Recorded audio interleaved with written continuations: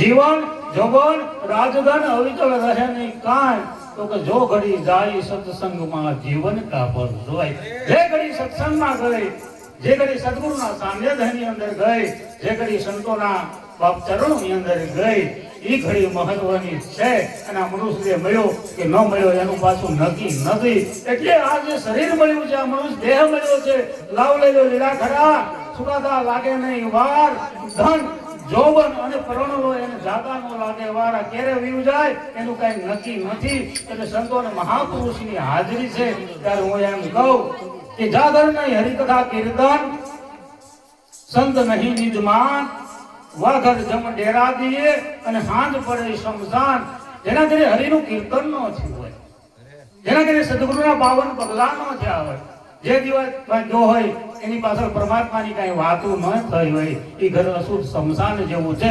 એવું સંતો અને મહાપુરુષનું કહેવું છે, મારું કહેવું નહીં. કે જાગર ને હરિકથા કીર્તન, સંત નહીં નિજમાન, વાઘર જમ ડેરા દીએ સાંજ પડે શમશાન. પણ જેના ઘરે હરિનું કીર્તન થયું હોય, જેના ઘરે સંતો અને મહાપુરુષના પાવન પગલા થયા હોય, જેના ઘરે પરમાત્માના નામની કઈક વાતો થઈ હોય, એ ઘર કેવું? તો સંતો અને મહાપુરુષો જવાબ આપે કે જાગર હરિકથા કીર્તન ભયો, સંત ભયો નિજમાન, વાઘર પ્રભુ વાસા કરે અને વો ઘર વૈકુંઠ સમાન. જેના ઘરે હરિનું કીર્તન થયું હોય બાપ, એ ઘર તો વૈકુંઠ જેવું. એટલે એક રાગ હરખો હોય ને એને વૈકુંઠ જેવું કહેવામાં આવે, આખો ફેમિલી.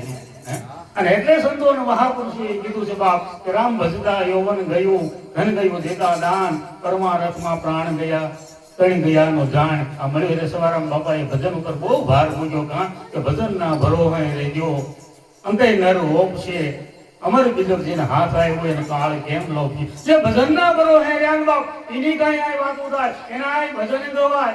સવારામ બાપાની હયાતની અંદર એક કુંભારનો છોકરો એ સવારામ બાપા પાસે આવ્યો અને કીધું બાપુ તમે કુંભાર છો અને હું કુંભાર છું. અને એ વખતે સવારામ બાપાએ એવું કીધેલું કે તું કુંભાર રહીશ પણ હું કુંભાર નથી. નગર ગણ્યાજીએ કુંભાર, શરીરે કુંભાર, હું તમે બધા જાણીએ છીએ. અને એ છોકરો જ્ઞાની છે, કોઈ સદગુરુના ચરણે ગયો છે, તેને પ્રશ્ન સામો કર્યો કે તમે કુંભાર નહીં? કે ના હું કુંભાર નહીં. તો તમે સવો કોણ? એ વાતનો મને જવાબ આપો. અને એ વખતે સવારામ બાપા એક ચોપાઈ બોલ્યા, કીધું આ એક ચોપાઈમાં સમજી જા હું કોણ છું. અને એ ચોપાઈઓ જીવનમાં ગુજરી જાય અને એની રેણી પડાઈ જાય તો મારે અને તમારે જે જન્મ અને મરણનો રોગ લાગુ પડ્યો છે એ મટી જાય. અને એ વખતે સવારામ બાપાએ કીધું કે બ્રહ્મ કા હમ બાળકા, બ્રહ્મ હમારી જાય, આ બ્રહ્મમાં હી ઉપજાન બ્રહ્મમાં હી સમાય. આ ક્યારે બોલી શક્યા હોય? કાંક ફૂલગરજી જેવો કોઈ સંત મળ્યો છે ને ત્યારે આ બોલાણું હોય બાપ. આ 200-250 વર્ષ પહેલાની વાત છે, આજકાલની નહીં. તો સંતો અને મહાપુરુષ મળી જાય ને બાપ એટલે છે ને આ જન્મનો જે ભેં કરી ગઈ છે ને એ મટી જાય, એ 100% વાત છે. અને તમારી પાસે કાલ નક્કી કરવાનું, આ પડખે નજીકમાં ખુદામણા લાગુ સાયલા જાવ, 10,000 રૂપિયા લઈને જવાનું મેડિકલ ની અંદર અને કહેવાનું કે તમને 10,000 રૂપિયા આપી જન્મ અને મરણનો રોગ અમને લાગુ પડ્યો છે ને એ રોગ મટાડવો છે, એવી કઈ દવા હોય, એવી કઈ ઔષધિ હોય તો અમને આપો. એ મેડિકલ વાળા પાસે ન હોય બાપ.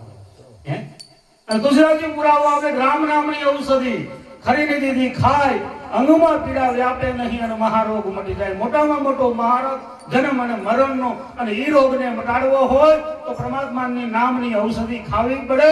અને એ ઔષધિ મેડિકલમાં ન મળે, એ ઔષધિ તો સંતોના ચરણોમાં મળે, સદગુરુના સાનિધ્યની અંદર મળે. અને જેને જેને એ ઔષધિ ખાધી ને બાપ, એ ઔષધિ પ્રાપ્ત થઈને એ જગતમાં કહી શક્યા સભી રસાયણ હમ કરી નામ સમ નહીં કોઈ, રંજક ઘટને સંચરે તો શબ્દન કંચન હોય. નામ રૂપી ઔષધિ છે એ રાઈના દાણા જેવી જો આ જીવનની અંદર ઉતરી જાય, હૃદયમાં ઉતરી જાય અને એની રેણી પડાઈ જાય ને બાપ, તો જન્મ અને મરણનો જે રોગ લાગુ પડ્યો છે ને એ મટી જાય, મટી જાય અને મટી જાય. 100%ની વાત છે. અને સંતો અને મહાપુરુષોએ મનુષ્ય મળીને ઉપર બહુ ભાર મૂક્યો છે. ત્યારે આ શરીર પડી જાય એનું નક્કી નહીં બાપ. હમણે કીધું એમ બાળપણમાં બાળપણ યૌવન તેનું ઓદીન ગયે અજાણ. સરદારજી લખે કે નારાયણ નામની બુઢાપણમાં થઈ પીઠાણ, બાળપણ યૌવન વખત ઓદીન ગયે અજાણ. જ્યારે પરમાત્માના નામની ઝાંકી થાય અને કદાચ 60 વર્ષ હોય એ વખતે ઝાંકી થાય ને તો એ મહત્વની બાબત છે. આટલું કઈ હું મારી વાણીને વિરામ આપું. આપણે બીજા સંતો અને મહાપુરુષને સાંભળીએ.